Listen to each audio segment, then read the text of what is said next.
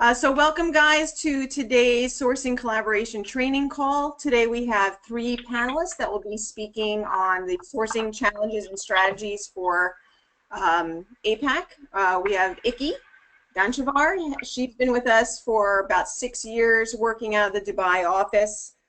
She is a talent acquisition executive and her clients include BP, HSBC, First Gulf Bank, and is currently helping cover Honeywell. Ikki has managed teams recruiting into APAC, both in Dubai and during her agency recruitment days in Australia. Then we're going to be joined by Stuart Waters, and he joined Connexa specifically in the UAE over 6 years ago, after several years living and working across the APAC region, performing training, recruitment, and outsourced delivery roles, as well as managing the relationships with our local sub-K vendor and contract workforce. Stuart has supported numerous cross-industry clients in UAE. He's currently the regional delivery leader for Flowserve's APAC region. And then finally, we have Jaspier Cower, and she's been with us for about she's been working for about 14 years, helping businesses to acquire and retain critical talents and skills to achieve higher resourcing, ROI, and business growth.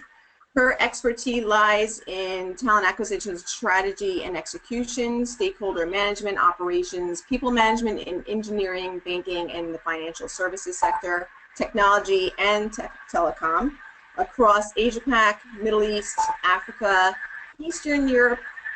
She has delivered turnkey projects, vendor-managed services, retained executive assignments, and is currently leading the RPO delivery for Panametal APAC. So without further ado, I'm going to hand this over to Ikki, and she will start today's training. Ikki? Thanks a lot, Deb. And thank you for the intros, and thank you everyone for joining the call today. It's great to have you on. We are hoping that this will be quite an interactive session towards the end. So those of you that have submitted questions, fantastic. And hopefully this will stimulate some sort of conversation that towards the end in the Q&A section, it can be more of a conversation. So APAC is quite a big region. So depending on who you talk to and the context in which it's been described, it either does or doesn't include East Asia, Southeast Asia, and Oceania. For our context, the way that we review Asia is really from New Zealand all the way to India, and everything in between. So as you can see, it is quite diverse. You've got well over 23 countries in the region. And with that comes, more than 14 languages and 100 more different dialects, different culture and ethnicities, and different peculiarities within different countries as well. So it isn't definitely not a one-size-fits-all, and it definitely has its challenges as well. Next slide, please.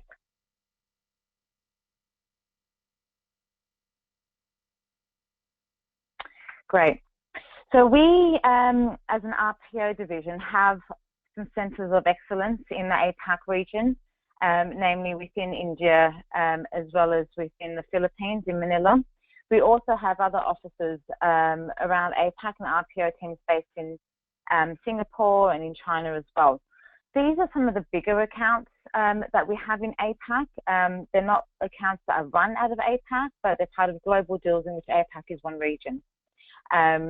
United Health Group is the monster with over 23,000 hires, and we've got a team in the Philippines that helps support that. Whereas Kennametal, Maersk, Flowserve, and Gent have actually got people on the ground, either in the COE servicing the global accounts or actually working in the APAC region themselves. APAC historically hasn't been, Connexa IBM's biggest growth region. A lot of it's been North Africa, Europe, and then, of course, the Middle East region. But, it is viewed as a high growth area. And as we continue to go on in the years and we continue to grow as a business, there will be a lot more focus on APAC, I believe. And, how can we grow this such diverse region where there are a lot of first generation RPO companies, a lot of, regional companies that just rely on agencies. So there's quite a lot of opportunities and untapped resources within APAC that we will absolutely love to have a go at. But what we have realized, and this has come abreast with some of the roles that we're trying to recruit in the APAC region, is that the APAC region does have quite a lot of challenges. I know everyone says that their client is unique and that their region is unique, but APAC really does have a number of legal implications for us as a business, as well as some unique challenges that we will address during this presentation. So it hasn't been easy, and I think the purpose of this presentation today was for us to talk to you about, to give you two ideas of some of the projects that we'll work on, particularly Kennametal and Flowserve, and talk about some of the challenges that we're facing recruiting into APAC, which will hopefully stimulate some sort of discussion and give you some ideas. And of course, at the end, if you have any ideas that we are not accustomed to, please feel free to educate us as well. I'll now hand over to Jasper to talk about Kennametal. Next slide, please. Thank you, Iki, so much. So hello, folks. This is Jasper here.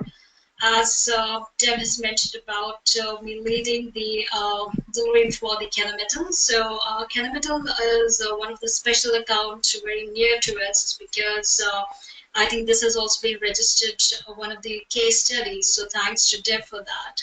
So Kennametal is actually a US-based company where they have been setting up the legacy, being the global leader in tooling and wear resistant solutions, serving diverse industries, right from aerospace, we talk about, to earthworks, and then we talk about the mining tool industry. So that's a quite diverse, right from the transportation as well.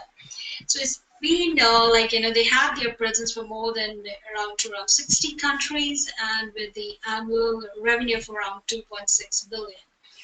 And if you look at the customer range, it is 80,000, and right now we are talking about, so the customer range is definitely increasing with their presence growing in few more countries as well.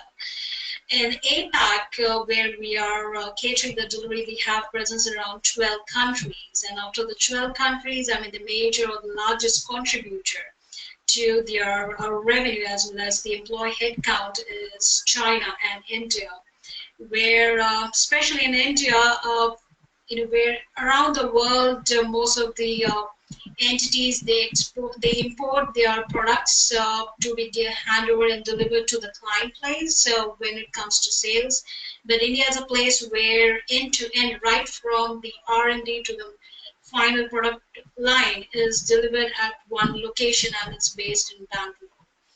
Similarly goes with China, where they're growing rapidly on the production side. They've got different plants coming across in Tianjin, Suzhou. So I think with that kind of exposure they're talking about, so I think that's a phenomenal growth. And while we are catering Kennametal as an account, there's a lot of learning. Along with that, we have gone across, and the response has been fantastic. So we'll definitely, moving forward with the next slide, we'll be talking about the challenges, what we're facing across, from the industry perspective, as well as what are the solutions we're catering. So with this, I would like to request for the next slide, please.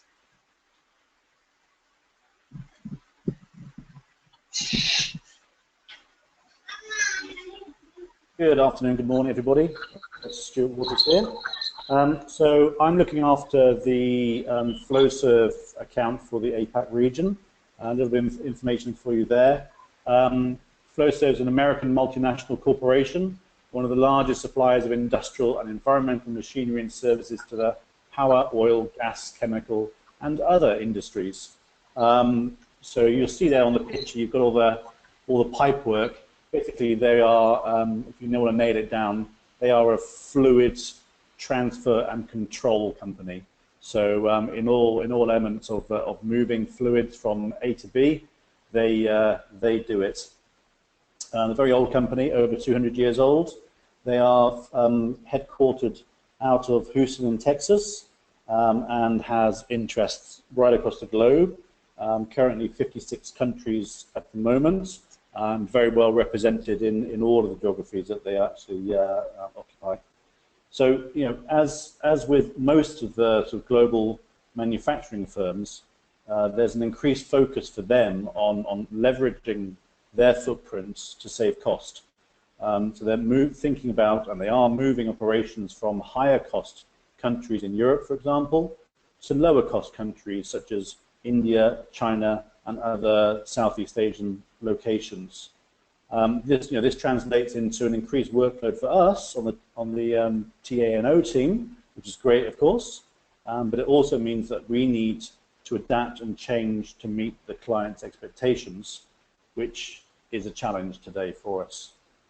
Next slide, please.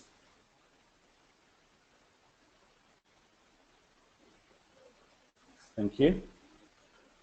So, what I've done is I've got a couple of slides here. I've got a slide dedicated to China. So I think China is quite an interesting subject for all of us. So as we all know, China has the second largest global economy after the US, and it's achieved that position through a staggering and sustained industrial growth over the last 20-something years. And this growth has also been responsible for China being called the world's factory.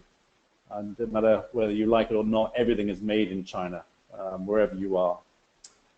So it's a mainly industry-driven economy that creates unique challenges for RPO. And as Iki mentioned, APAC is a newer region for us, and so we have not yet positioned ourselves appropriately to capitalize on the opportunity and service our clients effectively. And today we still face significant barriers to effective sourcing and hiring in China. So let's take a look at them very quickly. In the Flowserve example, which is a very typical example, I think, we have production workers, or blue-collar workers, as they might have previously been called. These are highly skilled people, but they live their lives offline. They don't have email accounts, they don't have computers. And so how can we remotely hire such people when they don't ever have a LinkedIn account or go onto a job board? The next, the way to hire those people is that we attend or need to attend physical job fairs with paper applications. And we take the hiring managers and the HR with us, and we process the whole rec life cycle there and then in a couple of hours at an event.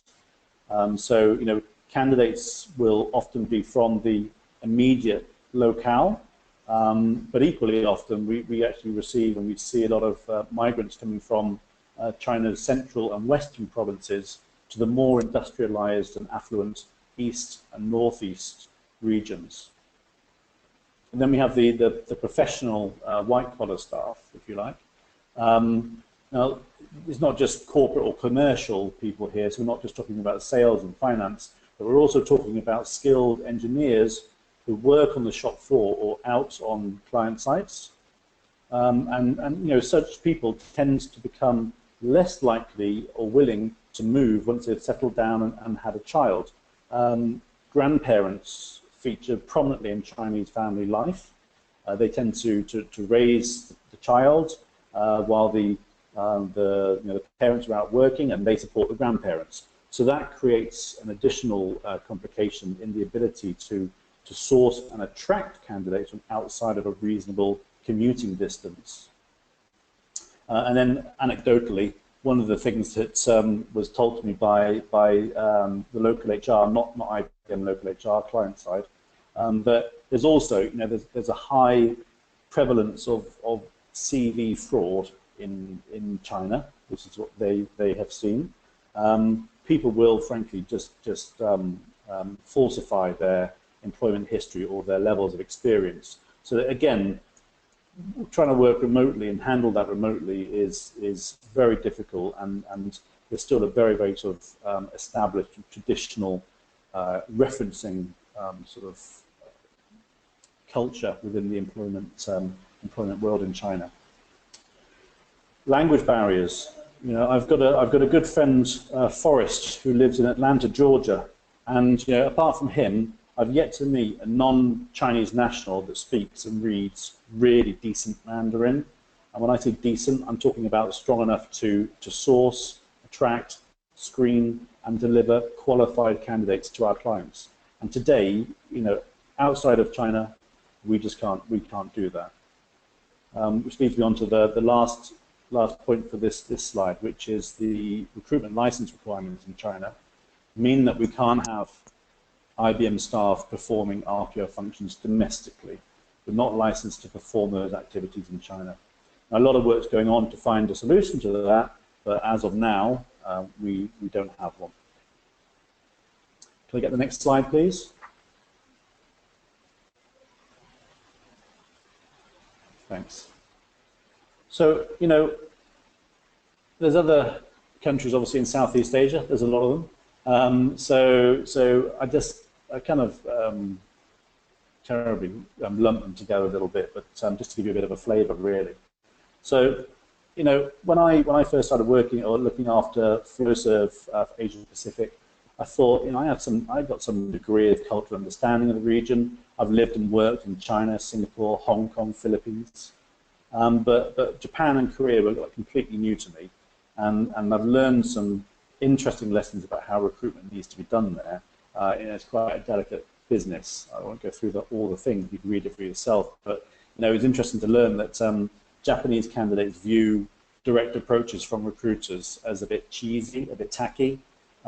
So that's one of the things that you know, it's a very typical way that we would proactively source a candidate. So you know, this is one of the challenges we need to look at. If that's not well received, what do we do? Language capability, again, you know, finding, I don't know, Japanese-speaking Filipinos or a Thai-speaking Malaysian, for example, is incredibly difficult. The one exception I've identified so far is in northeast China, in the city of Dalian. It's up near the Korean peninsula, and so also it sits close to Russia and Japan. And because of that, it's a bit of a cultural melting pot, and a number of foreign languages are accessible there. So you will find in that city, you will find people who speak Russian, Korean, Japanese, and obviously English as well. And I suppose it's no surprise that IBM has a GBS processing center there with around about 1,400 staff. It's been there for many years, and that's something which we can look to capitalize on as we look for solutions for the APAC region. Again, same thing, recruitment licenses.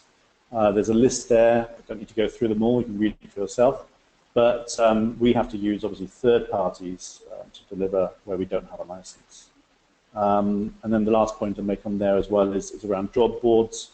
Some countries, you know, Singapore, Malaysia, Philippines, Indonesia, China, they're fairly well serviced by job boards, whereas other countries have limited number of boards, or they're written in native language, and so we struggle to access them or to leverage them effectively.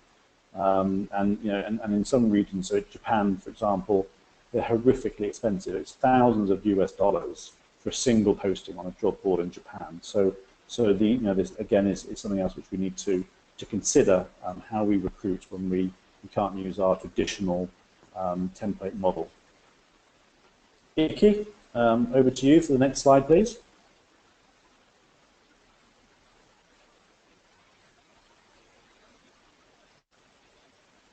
Thanks, Stuart. Sorry, my phone on mute. Sometimes it's, you know, when we're finding difficulties and we're struggling to recruit in certain areas, it's often very easy to say, okay, it's just me going through it.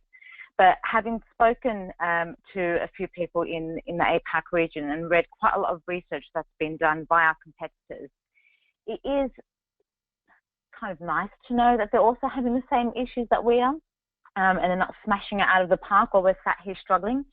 But there was a survey done of over 150 HR execs across the APAC region, and 70% of them said that, you know, skill shortage is the #1 issue they're having in sourcing people within their APAC offices, and that's for very different reasons. So there's a lot of exports from that region outside, because of money and the higher salaries. So trying to entice people back to their home countries is often difficult, particularly in financial services and in IT. 88% of the respondents said the skill shortage is most prevalent within those two areas, unless you work for Google, and they've absolutely got no problems trying to recruit people no matter where in the world they are. One of the other things as well was brand awareness. So trying to recruit people into organizations, and we experience this a bit within Syngenta as well. If people aren't familiar with the organization's name or what they do, they're just not interested. So it could be a multinational organization, it could be huge and have hundreds of thousands of people working for them, but if it's not a company that they know or that they're familiar with, then they are quite reluctant to move. So it's about how do we then build up information about the company in the job adverts, and how do we then use the company information to help our sourcing strategies. Interestingly, we found this when we're speaking with prospective clients in APAC, and it also came out in the AMS and the Bullhorn surveys as well, was that there's not a lot of technology is used. And so some organizations, even though they're quite big local companies, don't actually have CRMs or ATSs. So it's managing that candidate population as well as ensuring a candidate experience. It's just not there.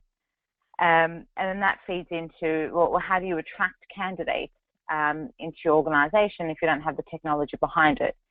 And then, with technology, trying to attract millennials who are all about social media, and it is very technology focused with the more senior candidates who are technological adverse, so they don't actually use the same platforms that the younger generation do. So it is all about making sure that you actually adapt your strategies depending on the target audience that you're actually looking for.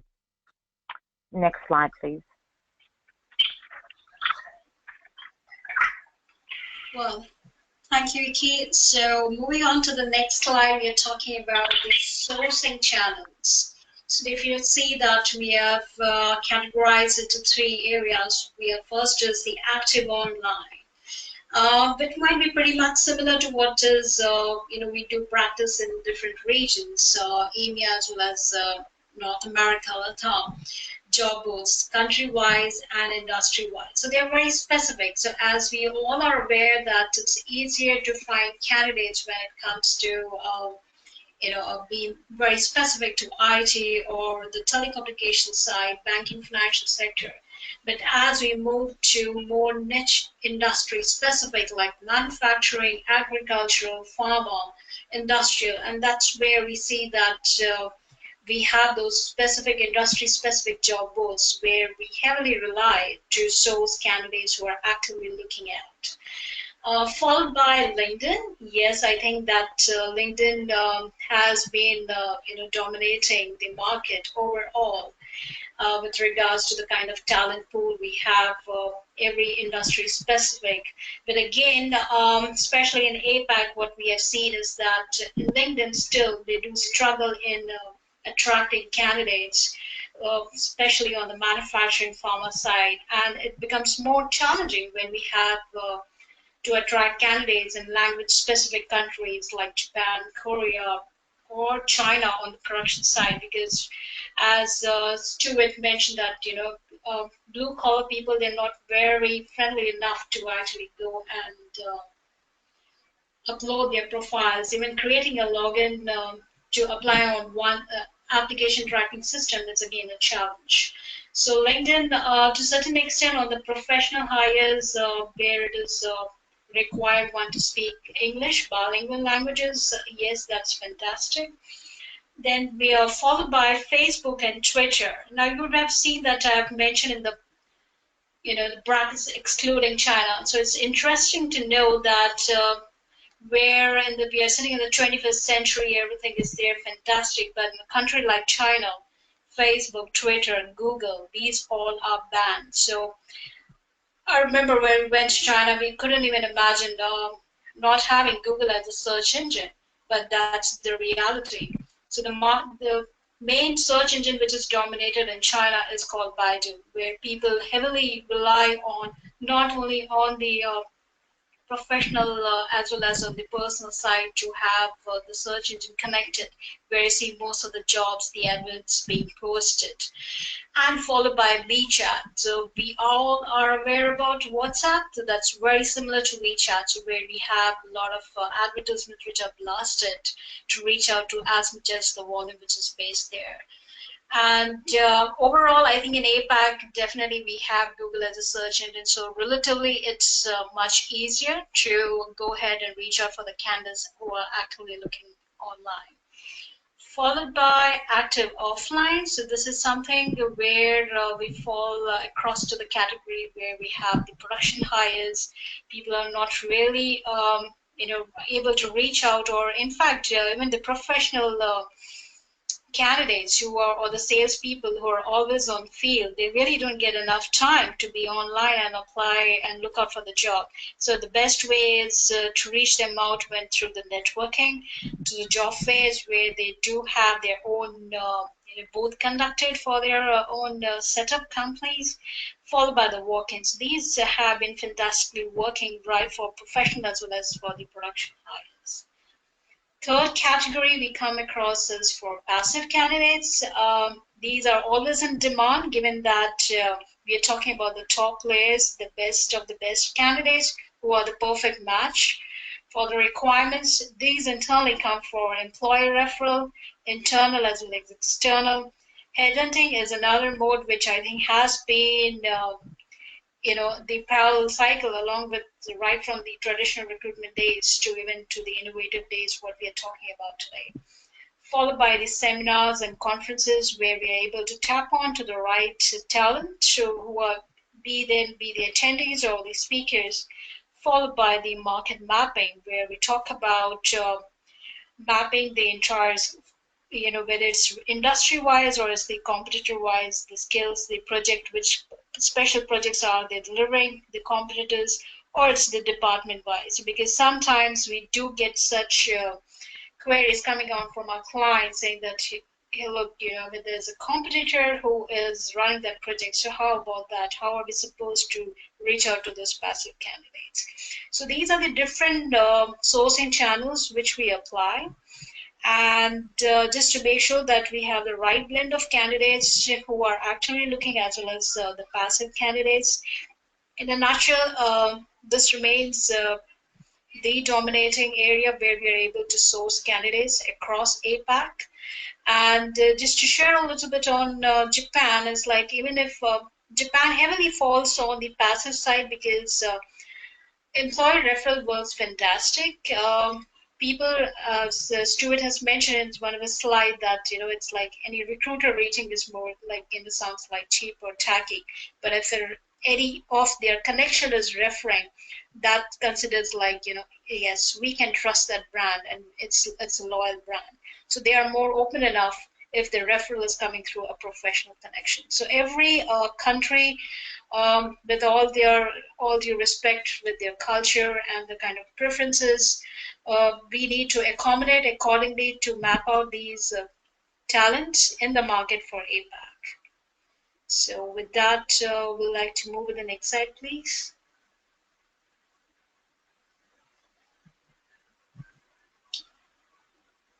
Right. Thanks, Jasbir. Yeah. So yeah, very interesting there about the Japanese referrals. Actually, that's a little lesson there for me, certainly.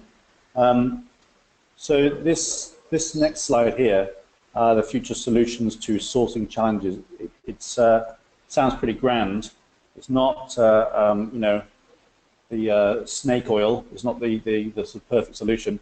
It's on a stress that these are some ideas and some suggestions and things that we're playing around with at the moment and things that we're working on at the moment. So the first one, just to say, is that recognizing the need for country-specific resources. As I mentioned earlier, languages in the region tend not to be commonly spoken by nationals of other countries in the region, and so we're now looking at hiring staff to work on an expat basis in countries where we have larger operations. Singapore and the Philippines for sure, but possibly also Malaysia and China, depending on factors, its cost, access to visas, licenses, how attractive that location is to candidates. And as I say, it's a work in progress, but something that we're certainly working on as a group. The next one is shared resources across accounts. So the problem that we've faced historically on a commercial basis is that the rec loads that we have in some of the more exotic locations in APAC are too low to warrant a full-time member of staff. And so we sort of linked through with a combination of patches and workarounds, and we've got the job done, which is great for our kind of morale, but it's not the ideal solution for our clients. So by placing resources across a number of accounts, we can ensure that we properly service more than the one client on our books and keep the solution commercially viable by spreading that cost across a few different P&Ls. The next point is to reduce reliance on third-party providers. And this is not an official position. It's not the TANO kind of directive at all. But I'm personally very cautious about teaching our competitors to service our clients. I was having a conversation with somebody the other day saying, right now, okay, we have a third party, but when it comes around to the retendering the RFP, they've got 3-5 years experience of how to run that account, and that can only be a worry for us. So it's it's something to be aware of. And as I said, rather than using these third parties, we should consider leveraging our own footprints to place appropriate staff in locations where they can legally deliver services back to their own countries. We have the facilities in Singapore, Manila. I mentioned the centre in Dalian. We've got offices in Kuala Lumpur, and we can build a pool of resources there which can work across multiple accounts on a shared service basis as well. So not just for one industry, not just for one client, not just for one geography, but a pool that can service many people and many accounts. Okay, so that pretty much brings me to the end of the slide, but I just sort of make, let's say, one final point to reiterate before I ask Jasbir there just to cover off anything I might have missed, but to say that these 4 points are not the be-all end-all, sort of silver bullet. It's just a place to start, and anybody on this call, anybody in the RPO can pitch in and make a suggestion and share ideas. Maybe that's going to be part of our Q&A. Sorry, Jasbir, did you want to add anything else? I think you said it all, Stuart, but I would definitely like to add to it is that the more and more we discover these challenges, it's a good push factor for us is that to work towards why we can't work it out. And with that, I think it's the best part, what I like about is that even though we are based in different regions, different countries, the main our goal is to make sure how we can work it and break the ice. So with that, the team effort, what everyone is putting across, sharing a resource is more like, working as a team. So I think these solutions, what we are exploring currently, are fantastic. And then as Stuart mentioned, is that there are a couple of areas we are trying to work, and I'm pretty sure with the kind of effort and the kind of brainstorming we are doing every day, there are more great results to come out where not only we'll be able to cater the countries which you're talking about. The third point which Stuart has mentioned, that reduce reliance on third party, absolutely. I think that's one of our agenda to make sure that how we are going to have the entire RPO team as IBMs. So more to come. I'm pretty sure that if we are able to crack more, Deb is going to call us for the second speech. So I'm really looking forward to it. Great. Well, thank you guys. I appreciate it. I'm going to go ahead and open it up to Q&A at this point. If you can, if you don't have access to speaking on this call, you can go ahead and pose your questions in the chat box on GoToWeb, or you can actually send me a question via same time. I have both up right now. So we'll go ahead and open it up to Q&A. So I have one question that came in, and this is for any one of you three to answer. While most of our delivery in APAC is in support of European or US-based contracts, are there any initiatives to grow APAC headquartered organizations?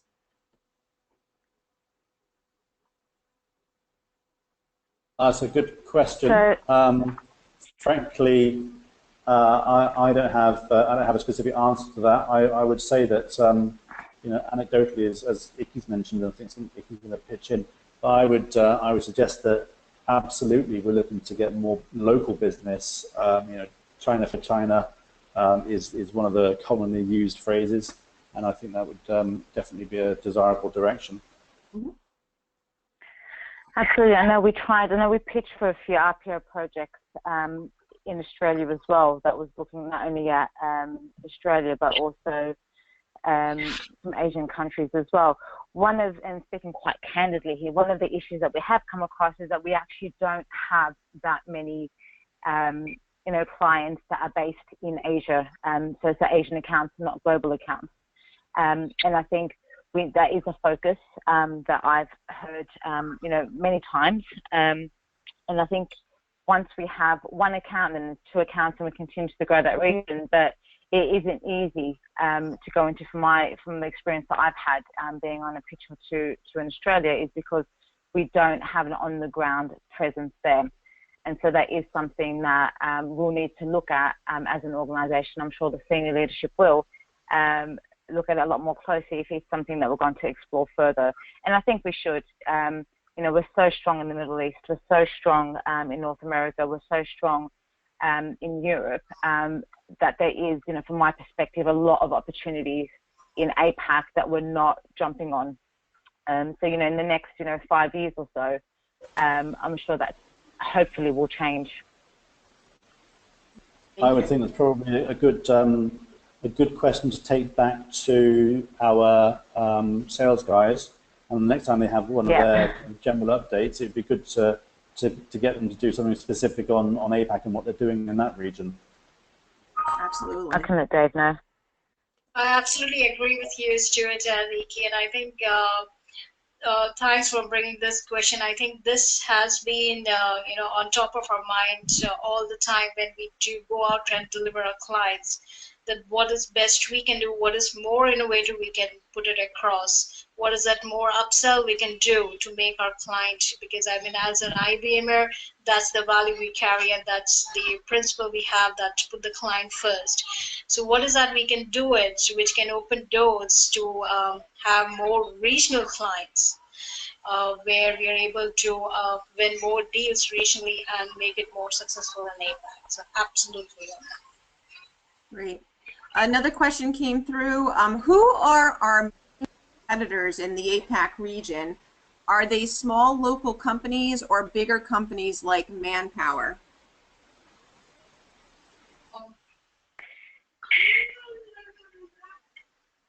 So I know talent too. Yeah, go on, keep going. Go ahead, Stuart. All right, okay. So, I mean, it's funny really, because Manpower is one of our biggest global competitors. They are also our biggest provider of third-party resources in the region, and this is the kind of the dichotomy that that we find ourselves in. Is that we are using our main competitor to service our clients. Obviously, there are other people as well, as Iki just mentioned, Talent 2, Corn Ferry Future Stepper there as well. We have Alexander Mann in that region. There's a number of players, but also, and very interestingly, there are local operations who are sort of doing a sort of RPO, but it's homegrown and it's very domestic. So they don't have the same leverage. They're just doing it as an outsourced service for customers. But as Ikki mentioned on one of her earlier slides, is that it's a less mature region generally, and so those RPO opportunities are typically first generation RPOs where those companies have not outsourced previously, and that's a challenge for us. I think certainly now that we're part of IBM, it's a challenge for us to deliver to a client who wants a small taste of RPO without having to us weigh in with this heavy-duty global solution. Obviously, when we were Connexa, we could do that. We were nimble enough to do that. We need to. This is part of our evolution as being part of IBM now. I think that we need to consider tweaking our model or changing it substantially, maybe, to be able to deliver effectively in that region, as our competition is also facing challenges and are no doubt adapting to them as well. Right, Stuart. I'd just like to add to it. Yes, we do have global players as well as the regional players here in APAC.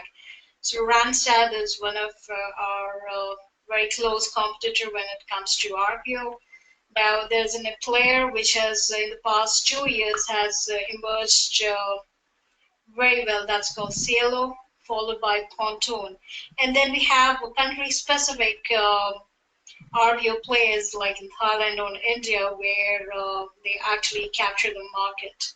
But I think what it reflects back and why I think IBM is standing and winning the deals on a global level is that with IBM it comes the security, it comes the risk that IBM is willing to take. And as a brand, we stand strong when it comes to our dealing or winning any deal across with our competitors. So small deals, yes, there are smaller players like CLO who are winning the deals. So with regards to, because their pricing wise it's been significantly low in the region. But then again, it suffers with the quality, because the quality of the recruiters they hire, the quality of the training which is provided.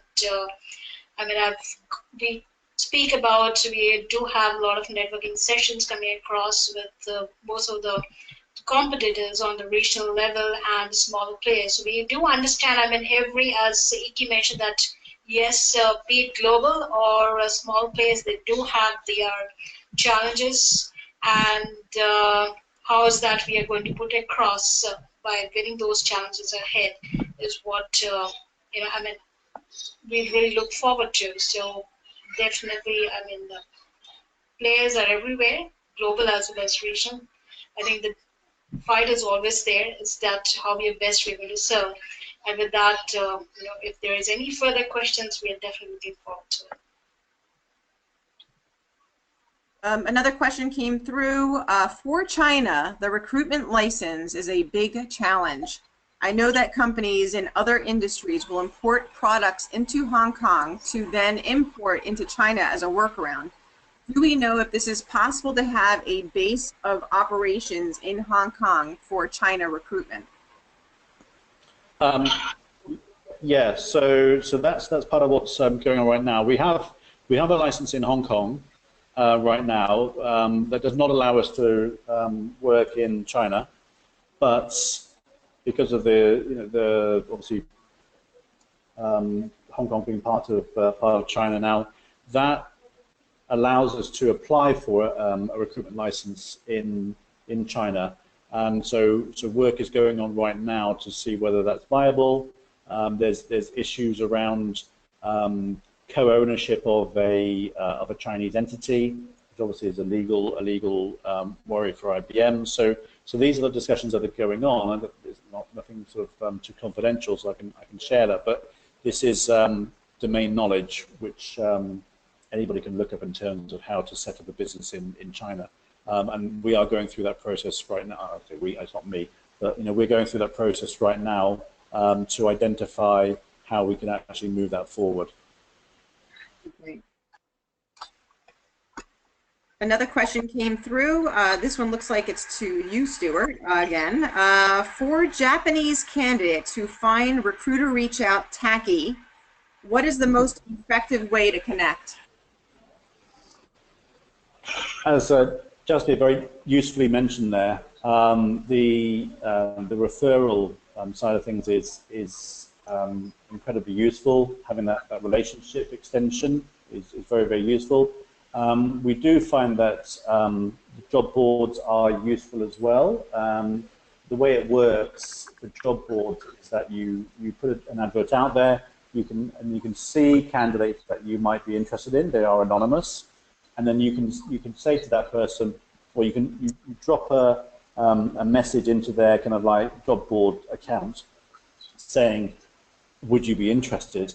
And then you have to sort of wait for them to come back to you. It's a bit like a sort of dating agency, I suppose.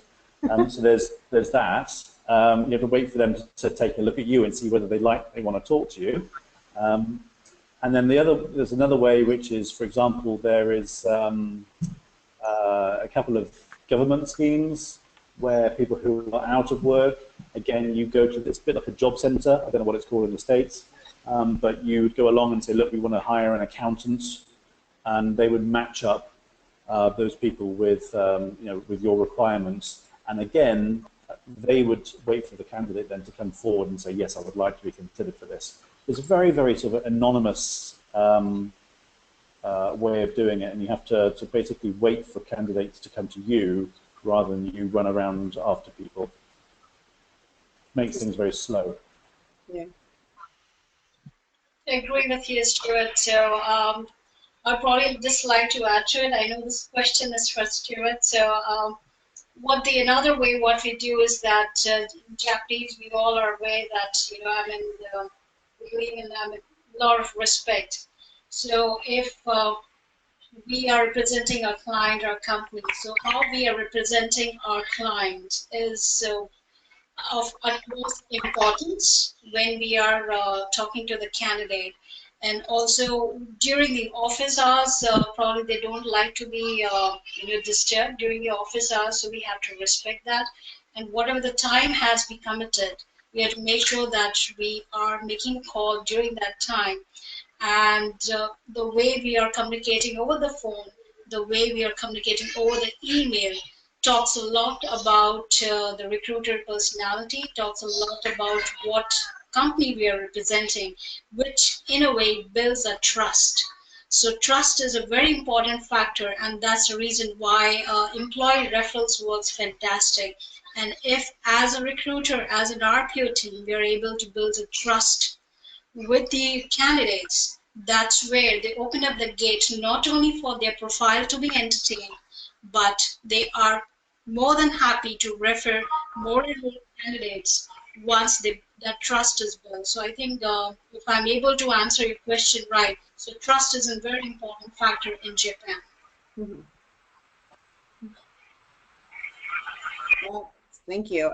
Ikki, with regards to brand awareness, do you have support from internal marketing communication teams to help create attractive ads or social posts related to career opportunities?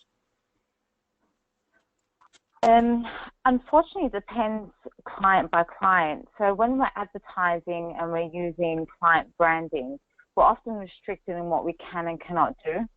A lot of the multinational organizations will have their own internal communications and marketing teams. And so whilst we have quite a capable sourcing science team that can help do some really interesting and innovative different types of advertising, it usually does need to get approved by the client teams. So it depends how engaged they are and the value they see in the type of adverts that we want to do. I know recently we did some really good work with Honeywell. I know it's not an APAC, but they're quite nimble in terms of how they perceive their brand. But we were able to move them across and actually get a lot more brand awareness and have landing pages and information pages for people coming from the States into the region and so forth. So there is quite a lot of work you can do. We've often relied on our sourcing science team, so Andrew and his team and Jeff's team to come up with us. And they're quite available, and so we've had quite candid conversations with them and done some mock-ups, and they've been able to make a lot more sexy and a lot more attractive for candidates to apply. But yeah, again, it depends on who your client is and how open they are to us using their logos in our adverts. As long as it looks good, they're usually okay with it. Great, thank you. I hope that answers the question. I hope so too. For me. Okay, I have one more question, and I think that is it that's coming through. With regards to job fairs, I think Jasper, you were the one that mentioned job fairs in your slide. Do current recruiters attend job fairs in APAC, and what percentage of hires are coming from that source? Thanks for the question, Deb. To be very honest with you, with the Kennemetal, what we are trying to do currently is that we are facing a lot of challenges on the production hires. And while we have the team in place, we have the system, and we have the job boards in place. So what we are seeing is that we definitely leverage on our colleagues, partners like Stuart, Iki to reach out and see what is that the other accounts are successful into. So job fairs and walk-ins that we have seen has been a fantastic. The success rate has been fantastic.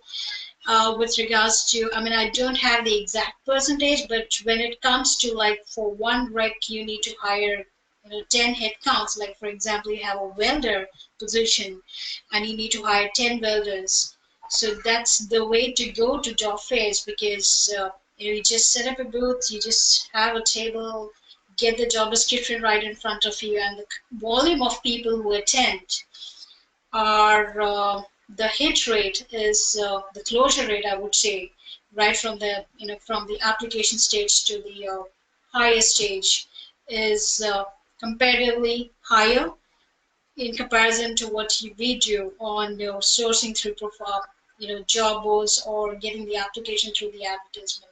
So job fairs and walk-ins are the way to go for volume hires and the production hires.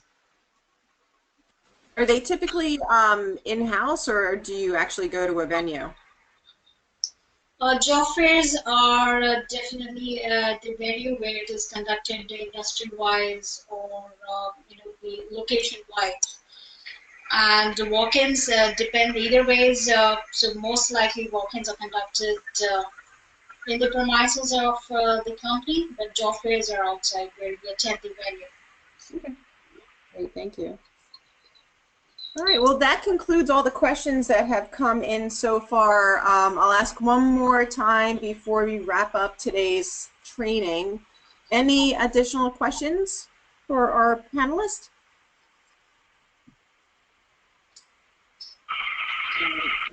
Do not see anybody typing. So with that said, let's go ahead and wrap up today's training call. Again, thank you, Iki, Stewart, and Jasper. I hope everyone on the call has found this information very useful. I know I have, so I appreciate all the great input that you provided us with regards to APAC successes and challenges. Again, if there are any additional questions that did not get asked, if you are having some issues with the chat system or same time, definitely send me an email and I'll forward that to our panelists. This call will be put into a YouTube video, and I will share that with everybody at the end of the day. And again, thank you, panelists, for joining, and everybody for listening in. So that concludes today's Sourcing Collaboration Training Call. Thank you. Have a great evening. Thank you. Thank you. Have a great day. Great evening.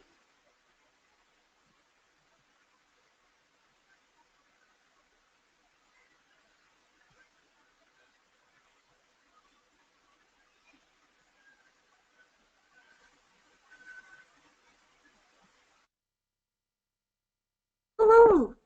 Fantastic. Thanks, guys. Hey, that's good. Yeah,